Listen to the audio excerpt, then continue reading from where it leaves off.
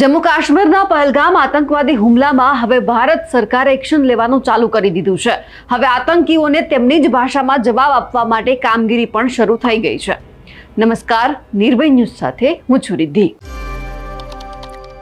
પહેલગામ આતંકવાદી હુમલામાં સામેલ આતંકવાદી આસિફ શેખ આદિલનું ઘર વિસ્ફોટમાં ઉડાવી દેવામાં આવ્યું છે। પુલવામા જિલ્લાના અવંતીપુરાના ત્રાલ વિસ્તારમાં થયેલા વિસ્ફોટમાં આતંકવાદી આસિફ શેખનું ઘર નાશ કરવામાં આવ્યું। પહેલગામ આતંકવાદી હુમલામાં આસિફ શેખનું નામ પણ સામેલ છે।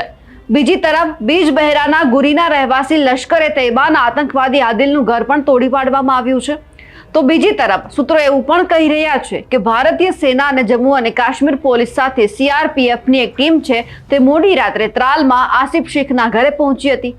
ઘરની તપાસ દરમિયાન એક બોક્સની અંદરથી વાયર અને બેટરી જેવું કંઈક મળી આવ્યું। તેને નિયંત્રિત વિસ્ફોટ દ્વારા નિષ્ક્રિય કરવામાં આવ્યું અને તે જ સમયે એક જોરદાર ધડાકો થયો, જેનાથી આસિફ શેખનું ઘર જમીનદોસ્ત થઈ ગયું।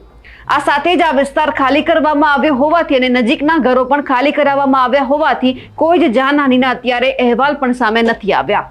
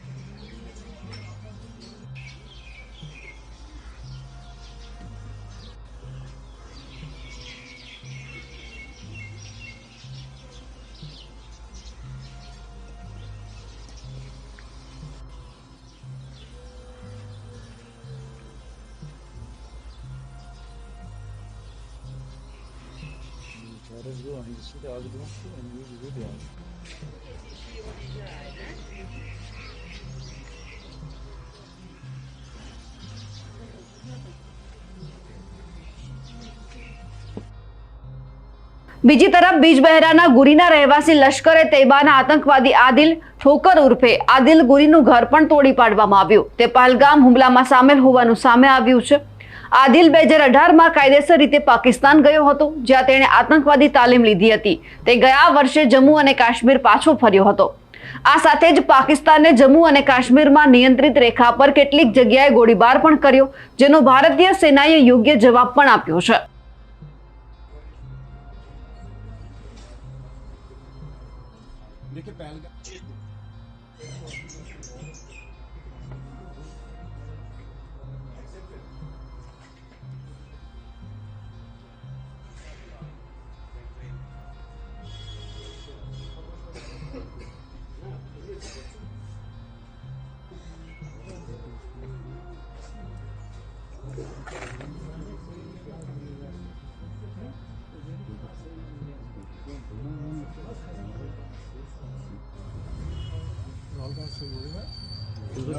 कैंसल कुंतु सेकंड क्या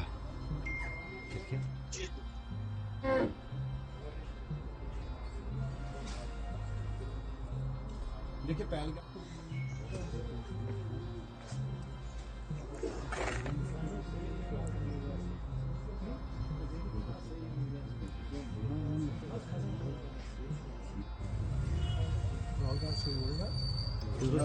कैंसल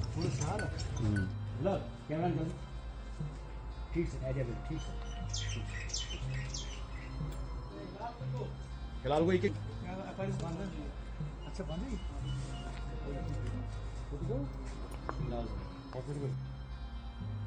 લશ્કરી સૂત્રોના જણાવ્યા અનુસાર આ સમયગાળા દરમિયાન કોઈ જાનહાનિના સમાચાર નથી। પહેલગામ આતંકવાદી હુમલા બાદ બંને પક્ષો વચ્ચે વધી રહેલા તણાવ વચ્ચે પાકિસ્તાની સેનાએ ગોળીબાર કર્યો હતો। આતંકી હુમલા બાદ ભારત અને પાકિસ્તાન વચ્ચે તણાવ ચરમસીમાએ પહોંચી ગયો છે। ભારત દ્વારા પાકિસ્તાન વિરુદ્ધ ઘણા રાજદ્વારી પગલાં પણ લેવામાં આવ્યા છે।